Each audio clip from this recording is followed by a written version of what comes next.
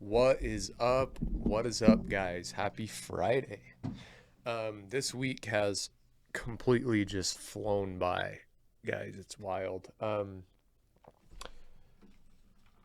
Guys, we're coming off of Super Seminar and Team USA. We had a huge seminar at the Rio in Vegas over the last weekend, which is why I kind of dropped the ball on content.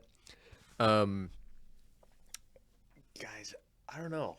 I feel like just working as much as I do, and maybe this is just an excuse or a limiting belief or whatever, but um, it's not that it's wild because it's not like I don't love it because I love every second of what I'm doing and like where I'm at, but it's like physically exhausting. You know what I mean? Like it's almost like I don't know. I came off of that weekend and I was sleeping like 12 hours for like multiple days, and it just kind of threw off my entire schedule, which is wild. Um, but we're back. We're back in the flow of things, and it's good, man. But there were a lot of lessons that I learned over the weekend. We had Ben Hardy come in and speak at Super Seminar, and it was absolutely crazy. But one of the main take homes, guys, is that, and I've said this before, but one of the main take homes is that if you're looking to go to the next level, a lot of the time the thing that got you from level 1 to level 3 is not going to take you from level 3 to level 4 or level 5, right? It is simply that the journey is going to change. The journey or the systems will change a lot. And it's crazy because the way that he explains it is, and it's just the methodology of 2x is easier, or 10x is easier than 2x, right? Um, and it's like when you're looking at goals in life, right? Like, say if my goal was to double my clientele, right? That's a perfect example of 2x. The thing with that being like, with the thing that would need to happen is that I would need to hustle more. I would need to have more FaceTime with clients, right? So essentially, I'm doubling my workload, right? Or what I could do is if I wanted to 10x my clientele, then the question changes, right? I'm no longer looking to take on more clients. What I'm looking to do is to replicate myself and teach them how to take on more clients, right? Because say if I want to 10x my clientele, then literally all I need to do is bring on 10 trainers or even 5 trainers and teach them how to do what I do, and then um, get them that 10x or get them that many clients, right? Um,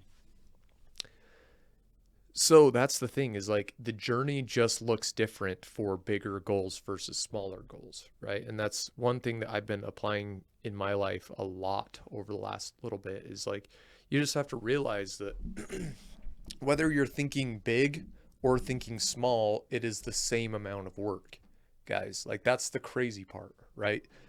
10x is easier than 2x. So with that being said, we're applying a lot of the systems and changes to Sovereign Lifestyle over the next little bit, and it's going to be absolutely crazy. I'm almost to the point where I'm going to completely stop taking clients and focus 100% on just bringing up the trainers under me, which is just it's just crazy. Like it's just super cool to finally get to that point where I'm not, like, the journey has just changed so much.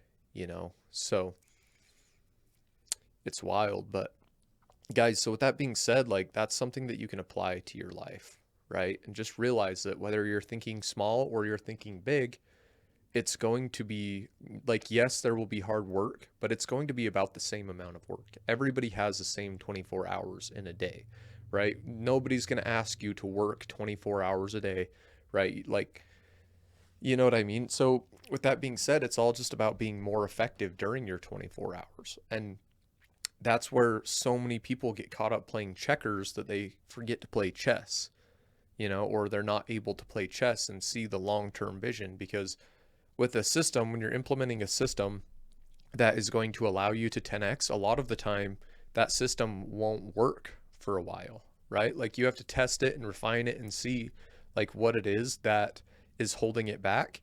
But then once it does, and once you get it to that point, then it flows and you've created this flow of like whatever it is, right? Clients, income, whatever. And then all you have to do is maintain the system, right? As opposed to if I was to double my clientele, I have to service every one of those clients all the time and be crazy busy. So the reality is like success isn't really about adding. If anything, I would say success is more about limiting or um, removing, right? Like if you can remove all the points of drag, all the things that like are consuming your time but um, being aren't in line with the result that you want, then that's where true success is. And eventually you get to the point where you know where you specialize, right? And you can focus on that 100%. Um, and then on top of that, we can apply. There's Ben Hardy wrote another book called Who Not How, right? So with that being said, Who Not How is about finding the right who's to plug into where you are lacking, right? So like for me, I have crazy big visions, right? Like I have a crazy big vision. I know exactly where we're going to go and how we're going to do it. Where I lack is the execution of the vision, right? I lack the patience uh, and I guess you could say execution, but I lack the patience and day to day in order to fully get there. You know what I mean? So I'm often jumping from one vision to the next. But what I can do is I can bring on who's or bring on people that um, are much better at being patient and working on one thing and executing over a period of time. And then I partner with those people. And then if you have the big vision and you have the execution of the vision, then you're going to find success. And that's one thing that I just know about myself and one thing that I've tried to bring into every one of my partnerships. So, so yeah, guys, with that being said, like you just have to realize whether you are thinking small or you're thinking big, it's the same exact amount of work. Like you're not working any harder to think bigger. And that's the funny part is like people often associate like making more money or having more impact with working harder, but that's not the case, guys. If anything, a lot of the time, and like a lot of the time, business owners probably work less hard because they need to stay in that creative flow, right? And the problem is like for me, and I do a pretty good job at it, but the problem is the more that you work on monotonous tasks, the less creative you are. So my job is not to do the monotonous tasks. My job is to live in line with my purpose and create, right? Like my job is to have the vision and figure out I'm great, like I said, I'm great at figuring out a vision, finding a direction that I want to go, and then breaking it down logistically in terms of like what we need to do to get there. What I'm not great at is the execution of it. So, but anyways, guys, it's just that you just have to know your role. Like you have to know yourself well enough to know who to work with, and that's like ultimately that's what's going to get you to where you want to go, not just doing everything yourself. And that's the problem. Like because doing everything yourself is ego. That's what it is, guys. Like you genuinely believe that nobody is going to do a better job than you. Um, and it probably stems back to in times when you've trusted other people with money or jobs or you've delegated things and you trusted the wrong person. And then, you get a product that's not very great. And then at the end of the day, you're like, well, I could have done this better, right? And so you take on the task of doing that better, but that takes away from what you're doing. Like we all have the same 24 hours in a day. So you can't just waste 2, 3, 4 hours doing something that is not where you're best like spending your time. So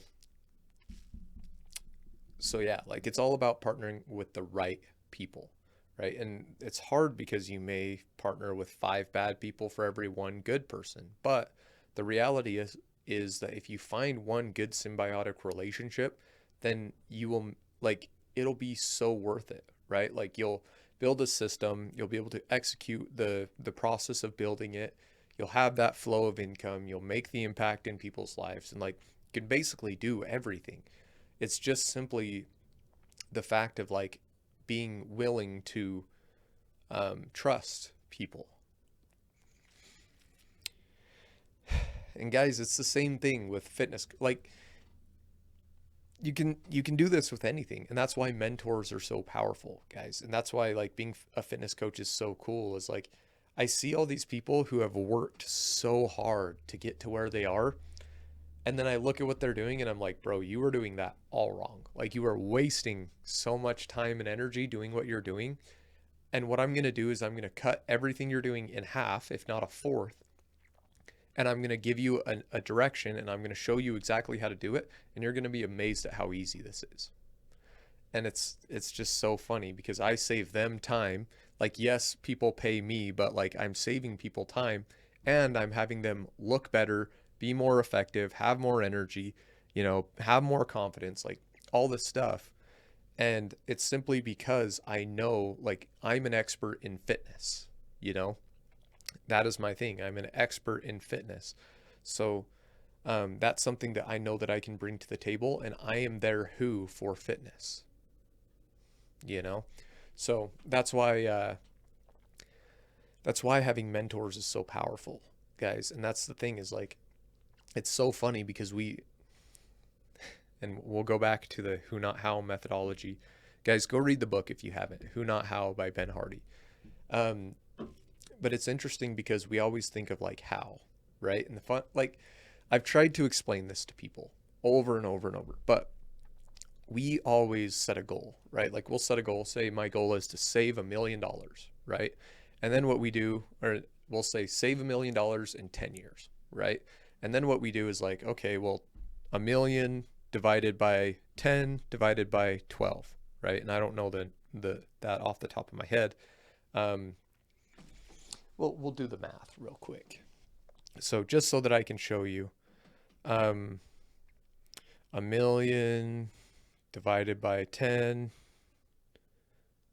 or no, 1 million, yeah, divided by 10 divided by 12, right? So you'd have to save like $830 a month, right? Or $8,333 a month, which would be a lot. But my point being, we look at that and we're like, man, well, like, so that's logistically, that's what you have to do. 833 or $8,333 a month.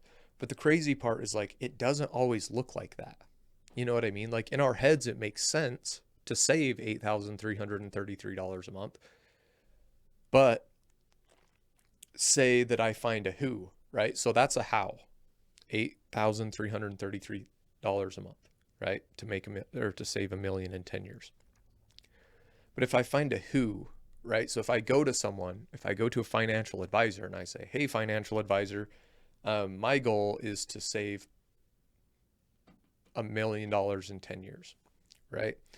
What he's going to do is totally different than saying, hey, save $8,333 a month, right? Because that's what we think of, right? Like that's the first thing that comes to mind. But the financial advisor is going to look at your current situation. They're going to see like how much income you have and like where that's going and right, all this stuff. And then they're going to be like, well, we've got this investment that's yielding 20%, right? Or something like that. It's going to be totally different. We've got this investment that's yielding 20% per year over 10 years, right? And then the crazy part is they can almost cut your input, right? Because that $8,333 a month is your input to the goal.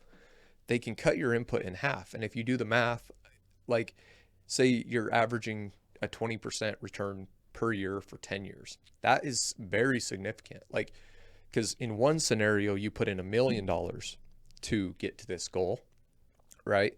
And in the other scenario, you put in, I don't even know the math on that, but it's probably like 400,000, just off the top of my head, 400,000. So you literally cut your input by like, what is that, 60%?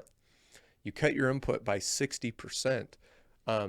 therefore you are that much more effective. And that's why finding whos works so much better than finding hows, because the whos can expedite the process and lower your inputs.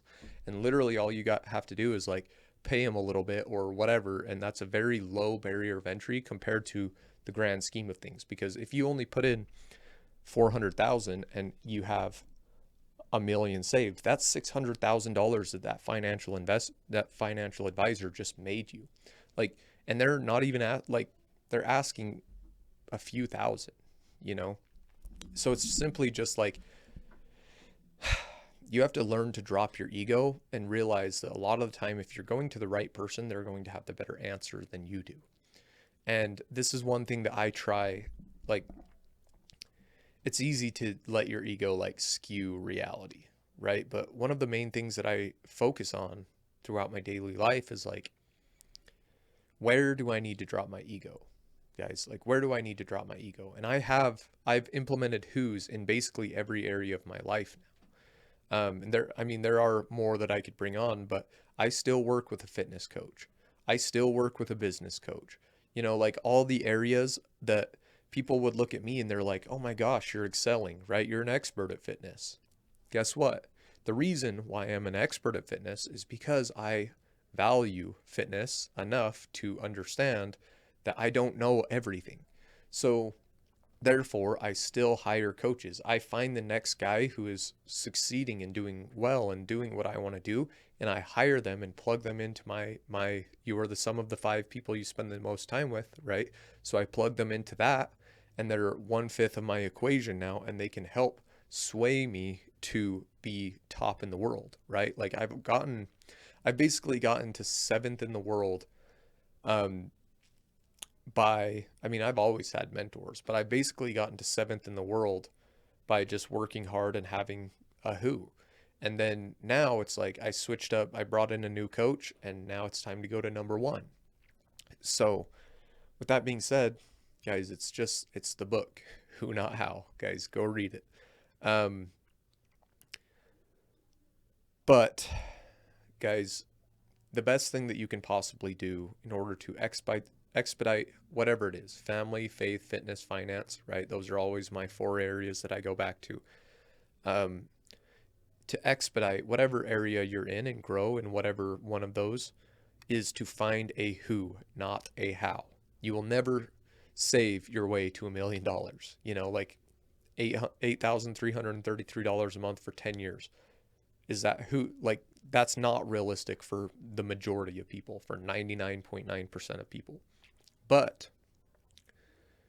if you have a financial advisor, right, and you pay them a little bit and you take their advice, they can lower the barrier of entry to, say, you know what I mean, to 400,000 over 10 years, which is a whole lot more doable. Like that's probably like what, $2,000 a month? I don't know, something like that. But my point being, like, they will lower the input and maximize the output. So that's why it is so, so, so powerful to have the right who's.